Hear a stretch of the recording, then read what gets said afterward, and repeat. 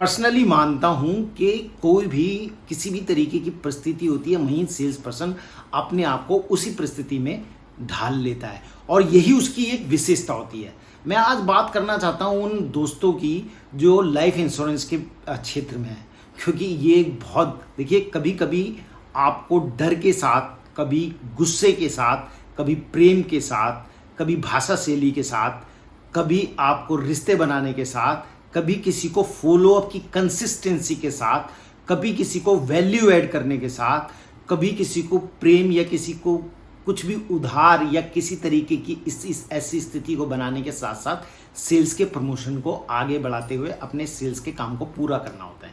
ये तो आप मानते ही है ना। तो मैं उसी तरीके की बात को आज उसको कंटिन्यू करने के साथ साथ आपको थोड़ी सी टिप्स देना चाहता हूँ और मुझे पूरा यकीन है अगर आप इसको अच्छे तरीके से यूज़ करते हैं तो दोस्त आपकी जरूर जीत होगी। एक घड़ी वाला, छोटी सी एक गाँव में घड़ी वाला बहुत छोटी सी दुकान के साथ बैठा हुआ था और आप और मेरी तरह एक बीमा करने वाला व्यक्ति उनके पास पहुंचा और उनसे उसने बोला कि अंकल, आपकी घड़ी जो है बड़ी पुरानी सी लग रही है, तो क्या आप नहीं बदलना चाहेंगे इसको? उन्होंने कहा, बेटा पहले तो तू ये बता कि तू कौन, मैं खामा खां, तू कौन होता है भाई, मैं घड़ी बदलूं या नहीं बदलूं, तुझे क्या ज़रूरत है? तो उन्होंने कहा कि अंकल, मैं ये चाहता हूँ कि अब आप जैसे जैसे उम्र के ढलान की तरफ चले जा रहे हैं उसी तरह से आपकी घड़ी भी बहुत अच्छी है। ये आज की डेट में भी आपको टिक टिक करके ये वाली बात का पूरा एहसास दिलाती है कि मैं आपके साथ हूँ, आपके यादों के साथ आपको साथ लेके चलने का प्रयास करती है। लेकिन कल को आप नहीं रहे तो क्या आप समझते हैं कि आपका परिवार के साथ, क्योंकि पैसा एक ऐसी चीज़ है जो आकर्षण के प्रतीक नहीं होता या लुक को नहीं देखता। अगर लुक को ही पैसा देखता होता तो जिंदगी चलनी आसान नहीं होती दोस्त। अंबानी का बेटा भी इतनी अच्छी लुक लेके पैदा नहीं हुआ है, लेकिन उसके पास पैसा इतना ज़्यादा अच्छा है कि उसका जीवन बहुत अच्छे से चल रहा है। उसके जिस परिवार में शादी हुई है वो बहुत अच्छे से चल रहा है। तो आप ये वाली बात बहुत अच्छे से समझ सकते हैं कि लुक मैटर नहीं करती है, मैटर जो करता है वो करता है आज की डेट में आपकी डिग्निटी, आपके पास कितना पैसा है। ये वाली बात जब उन्होंने घड़ी वाले दुकानदार से कही तो उनकी बातें सुनने के लिए वो बहुत उत्सुक हो गया। उन्होंने कहा, बेटा आप कैसी घड़ी लेना चाहते हैं? क्योंकि वो भी एक दुकानदार था। तो उसने कहा कि बेटा मेरे पास घड़ियाँ बहुत सारी हैं, आप मुझे बताओ। लेकिन उन्होंने कहा कि अंकल, मैं घड़ियाँ नहीं आपसे खरीदने आया, मैं तो आपको एक ऐसा राज बताने आया हूँ, एक ऐसा गुण देने आया हूँ जिससे आप अपने जीवन में बहुत ही आसानी से अपने परिवार को लेके बहुत बढ़िया तरीके से जी जाएंगे। आप धीरू भाई अंबानी को तो जरूर जानते होंगे। उसने ऐसा कह के उस अंकल जी के साथ संबोधन को स्टार्ट किया। उन्होंने कहा, हाँ भाई, धीरू भाई अंबानी को कौन नहीं जानता? उन्होंने कहा, अंकल, धीरू भाई अंबानी को मुकेश अंबानी या उसके बच्चे ही नहीं जानते, आने वाली 10 पीढ़ियां भी उनको याद रखेंगी। ऐसा तभी है जब उन्होंने ऐसा साम्राज्य स्थापित किया, ऐसा कुछ बना दिया है जिसकी वजह से वो शायद, मुझे लगता नहीं है, उनके बच्चों के साथ साथ पूरी दुनिया में उनको 10वीं पीढ़ी तक कभी नहीं भूलेगी।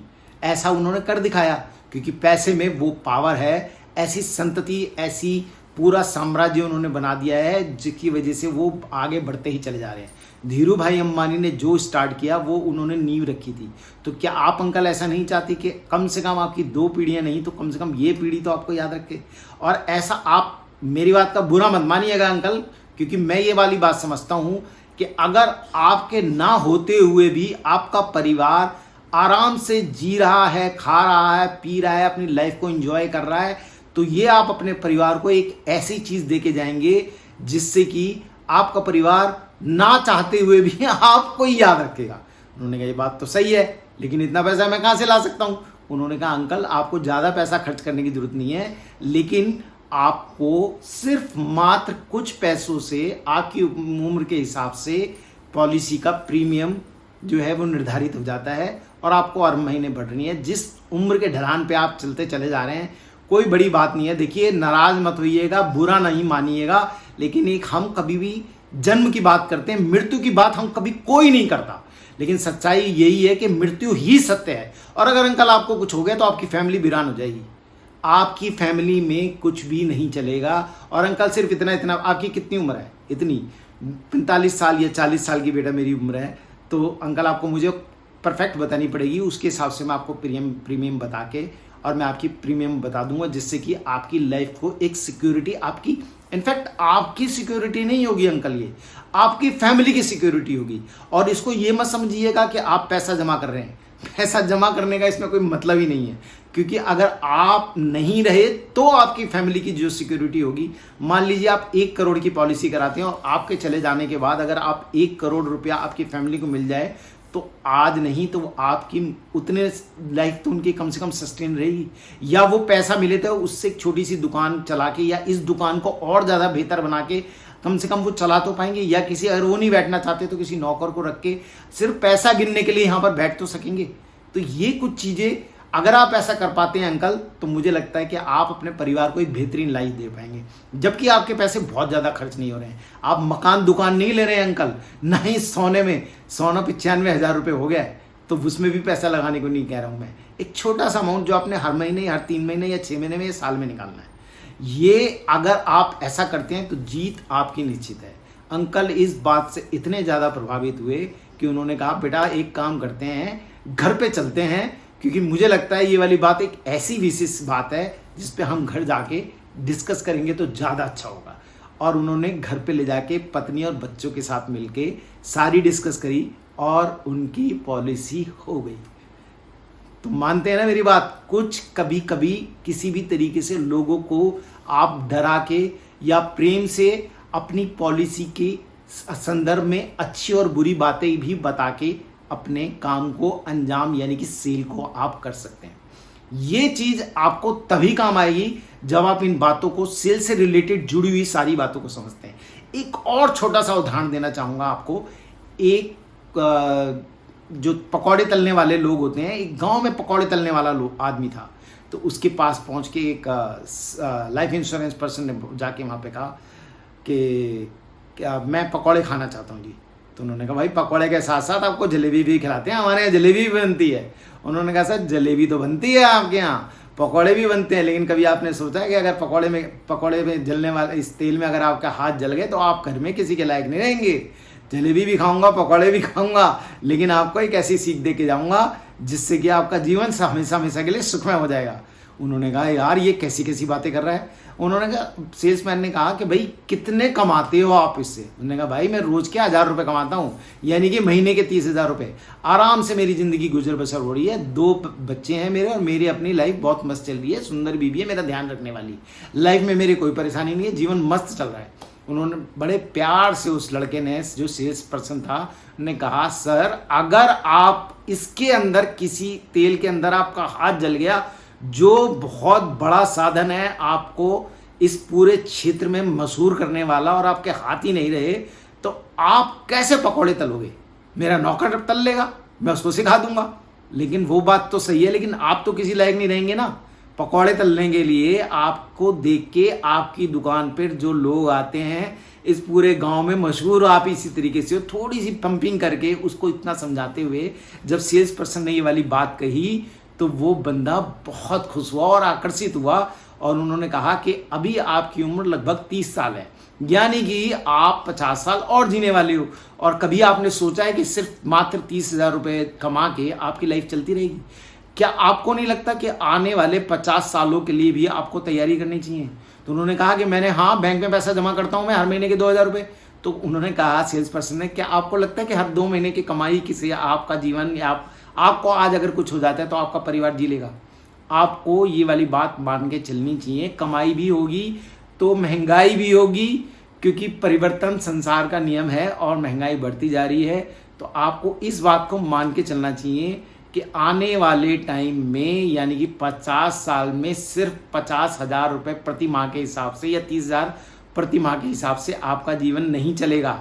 तो आपको इस बात पर निर्धारण होना चाहिए कि कम से कम हर महीने 30,000 रुपये, अगर इस साल तो अगले महीने 35,000, उसके अगले महीने 40 साल, 50 साल तक का कितना अमाउंट होना चाहिए, उसके लिए उसके हिसाब से आपको तैयारी करनी चाहिए। और अगर आप ऐसा नहीं कर रहे हैं तो कहीं भगवान ना करे आपको कुछ हो गया तो आपको बचान, आप तो चले जाएंगे, लेकिन आपके पीछे जो आपका परिवार है वो आपको मात्र एक ही बात कहा करेगा कि मेरे लिए कुछ नहीं करके गए, हमारे लिए कुछ करके नहीं गए। क्योंकि दुकान आने वाले समय में जरूरी नहीं है कि नौकर हड़प नहीं लेंगे या नौकरों की वजह से वो दुकान का ख़त्म नहीं हो जाएगी, क्योंकि आपके मुख की वजह से ये दुकान चल रही है, आपकी पहचान की वजह से ये दुकान चल रही है, आपके नाम की वजह से ये दुकान चल रही है। ऐसा कह के सेल्स पर्सन ने उसको पंपिंग करी और उसको समझा दिया। ये वाली बात जब दोनों उसने समझी तो इस बात पर राजी हो गया कि हाँ, मुझे ये वाली बात जरूर समझनी चाहिए। और उसने कहा कि दोस्त आप एक काम करो, ये मेरा पता है, कल दुकान पे नहीं, कल शाम को मेरे घर आना, हम इस पे डिस्कस करेंगे ज़रूर, लेकिन मैं वायदा नहीं कर रहा हूँ, लेकिन हाँ कोशिश ज़रूर करेंगे और मैं बहुत ज़्यादा पैसा नहीं खर्च कर सकता हूँ। तो सेल्स पर्सन ने कहा कि ये मैं आपसे कहाँ कह रहा हूँ ज़्यादा पैसे खर्च करने की, लेकिन हम इस पर डिस्कस करेंगे, शुरुआत छोटे से तो करते हैं। ऐसा करके वो नेक्स्ट डे जाके उनकी पॉलिसी को भी कर सका। बहुत अच्छे अच्छे तरीके से हैं यार, अगर आप इन बातों को समझते हैं। और सबसे बड़ी चीज़ जो है पांडे जी, स्पेशली मैं आपको भी कहना चाहता हूँ कि हम सारे ही जानते हैं कि किसी भी काम को कैसे करना है, लेकिन अप्लाई अगर विशेष तरीके से की जाए तो जीत निश्चित तौर पे हमारी होती है। और पुराने की चीज़ होने की वजह से उसमें ऑथेंटिसिटी और ज़्यादा आ जाती है।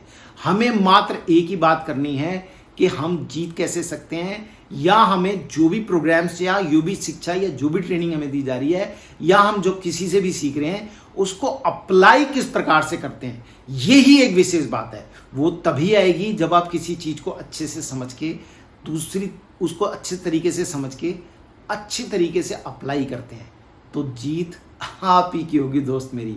मेरा वायदा है, आप अगर मेरे साथ जुड़े रहे तो मैं वायदा करता हूं कि जीत पक्का आपकी होगी। कोशिश कीजिए इस बात को समझने की कि अगर हम अपने काम को पूरी तरह से सीख जाएंगे तकनीकी रूप से, तो दुनिया में हमें हराने वाला कोई नहीं होगा। मेरा यकीन है कि मैंने आपको अच्छे अच्छे 2 उदाहरण दीजिए, और अगर आपको लगता है तो मुझे कमेंट करके ज़रूर बताइएगा, शेयर भी कीजिएगा, अगर आपको पसंद आया तो सब्सक्राइब कीजिएगा और प्लीज़ लाइक करना मत भूलिएगा। मैं आपका सबसे अच्छा मित्र हूँ। कहते हैं टीचर सबसे बड़ा मित्र, सबसे अच्छा मित्र होता है, क्योंकि वही एक मात्र ऐसा व्यक्ति होता है जो आपके, कहते हैं शिक्षा जो है अगर व्यक्ति विशेष को आ जाती है अच्छी, तो उसका उद्धार परमानेंटली हो जाता है। मेरी बात से मुझे यकीन है आप जरूर सहमत होंगे। Thank you very much.